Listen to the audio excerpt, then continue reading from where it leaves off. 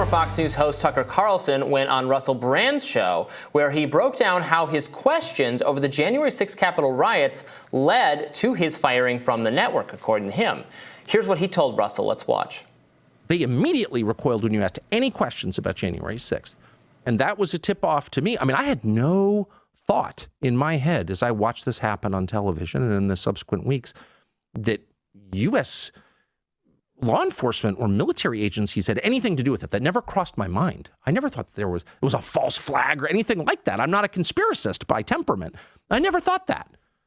And then I interviewed the chief of the Capitol Police, Stephen Sund, in an interview that was never aired on Fox, by the way. I was fired before it could air.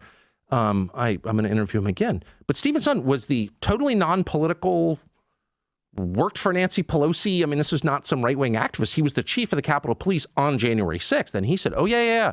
That crowd was filled with federal agents. What? Yes. Well, he would know, of course, because he was in charge of security at the site. Carlson, who continued his show on Twitter, also opened up about finding a new home on the social media site where he's been able to broadcast freely. I've made zero money since I left, and that's fine. But at some point I'd like to, but I'm not working for Elon Musk. He hasn't offered to hire me, and if he did, I wouldn't accept. But what he's done is offered me what he's offered every other user of Twitter, which is a chance to broadcast your views without a gatekeeper there. But I do think, I think the technology at Twitter is, my expectation, is evolving. And I think, the subscription model, might work or it might not. I don't know, but I think it might. And I plan to stay there. But what social media offer in the short term, at least for me, is an audience, but also a reason, this is personal, but a reason to write. So it's worth noting that he describes having this conversation with the chief of Capitol Police. The U.S. Capitol Police Chief Tom Manger slammed Tucker Carlson, his reporting on the January 6th issue, saying it was, quote, offensive and offered offensive and misleading conclusions about the siege. Others in Republican leadership, including Mitch McConnell, also disagreed with how Tucker Carlson was reporting on that particular issue. Just to make it clear that there was some difference of opinion even within the conservative media and political ecosystem on that particular issue. I fully believe there was a crowd of, thousands and thousands of people there, right-wing activists, conservative activists, 95% of which didn't do anything but practice their First Amendment protected activity. Yeah. A small number of whom, went into the Capitol, smashed windows, trespassed, roughed up cops. They're being prosecuted as they should. All well and good. I am sure it doesn't strike me as ridiculous at all that there were assets of law enforcement and law enforcement agents among those people, as there are in every protest movement. We find that there are assets of law enforcement. The whole Gretchen Whitmer, the Michigan governor kidnapping, they're all assets being paid by law enforcement. I'm sure that these people are, some of them are law enforcement loving people anyway. Some of them are cops of various local. These are right wing people. They're law enforcement they're militia people. They're in and out of law enforcement. It's those kind of people. Now, does that mean this was organized by national security people or something to create some kind of false flag? No, to the extent it was organized by Donald Trump. By Donald Trump, that's exactly what I was going to say. And also, again, I was there, I covered it, I saw what happened.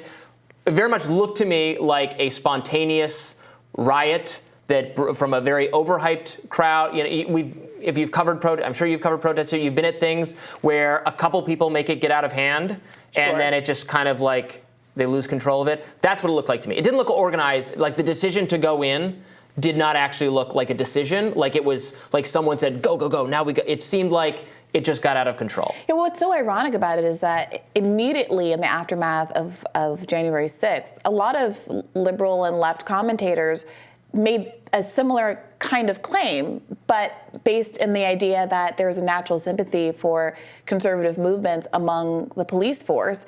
And there were these clips of what appeared to be police officers opening gates and letting people in and having these kind of friendly interactions with the crowd that many who are not sympathetic to conservative ideology saw as evidence that they basically, if not promoted this, allowed it to happen in a way they would not have had it been a left-leaning organization like Black Lives Matter. And that's obviously very subjective.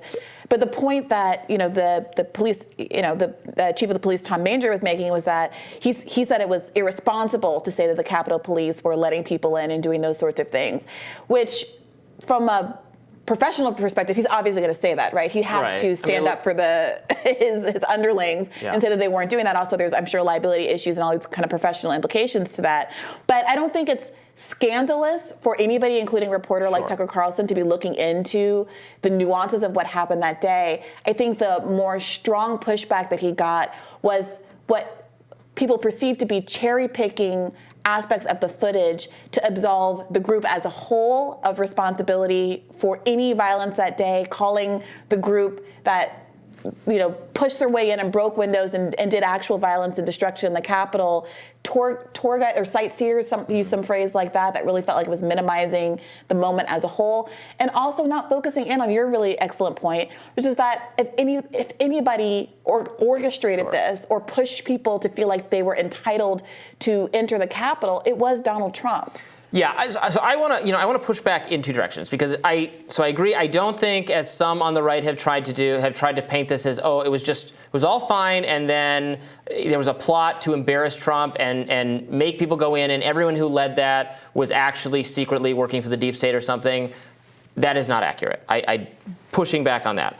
But many of the mainstream media have done the opposite and tried to say that, no, it was this very organized effort by right-wing actors. There's been conspiracy charges against the Proud Boy type people, using this elaborate scheme, suggesting like a plot to overthrow the republic by highly skilled tactics, but there was training and rehearsals, and they planned for this, and they organized it on social media, and and Parler's at fault too, and Zuckerberg and everybody, because they didn't grapple with that. Like, it was all the coup was happening, and that idea, which I think is being spoon-fed to mainstream audiences for mainstream news publications, is also very wrong. It was just most people, they were there for the wrong reason. Trump shouldn't have said the things he said. He hyped up the crowd. Some of them rioted. They trespassed. It's bad. They need to go to jail. Like, that's not satisfying to either of these two extremes, but that's what happened. I mean, look, given what the Democrats have done politically with 1-6, the increased funding to Capitol Police, the framing of it as an insurrection, and that they need to vote for Democrats. You need to vote for Democrats to save democracy. That doesn't hold. That framing doesn't exist unless you are able to turn a moment of civil disobedience or a riot into a democracy-threatening political act that was actually going to overturn the results of an election. So there's an obvious political need for Democrats to frame this in a certain way, rightly or wrongly. And similarly, I think conservatives are sensitive to that and trying to reframe it in a way that makes it less than that. So the truth is going to be someplace in between, and I don't think it's useful. I don't think it's convenient to liberals in this moment that there have been so many instances of FBI and CIA interference in domestic movements. The Gretchen Whitmer case, assassinating any number of civil rights leaders, rounding up the African Black Socialist members last summer, the domestic terrorism charges that have been applied to the Cop City protesters. There really is a sincere overreach that's happening from these federal agencies. And so if you don't want to give conservatives the opportunity to claim that everything is a false flag, then maybe stop interfering in movements in the way that you have been doing. Some acknowledgement. But it's just, they've been sorted into the people who love the FBI and the State Department and national security officials are now like mainstream liberal Democrats. It's a very interesting sorting. We should comment before we move on Tucker's what Tucker had to say about the Elon Twitter situation. So confirming there that he doesn't have some kind of deal where he's being paid for by Elon, thinks that, hopes the subscription model works out, says maybe it won't, seem pretty like I'm enjoying being on social media and it's a good place to post. And yeah, you thought that's fine. You thought that sounded like he was actually enjoying not getting paid for his work. Well, I think he, like he said, wants to get paid eventually. Yeah, look, I think he appreciates not being told. It sounds like, even based on his comments on trying to interview the guy about January 6th, that maybe he was getting more frustration and pushback and getting told what to do at Fox, and now he's just he's happy to have his freedom. I believe that. It is worth noting, though, that he cannot be paid as a condition of getting his Fox. There's this legal dispute that he's in where there's millions of dollars on the line, and I suspect that his lawyers have advised him also not to admit to being compensated in any way. That's not to say that he is being compensated, but there's very good legal reasons why he wouldn't necessarily want to telegraph any long-term fee arrangement that he might have made that actually make him whole for all of the work that he's putting in on this, very popular Twitter show. Well, we will continue talking about this in just a minute. More Rising after these.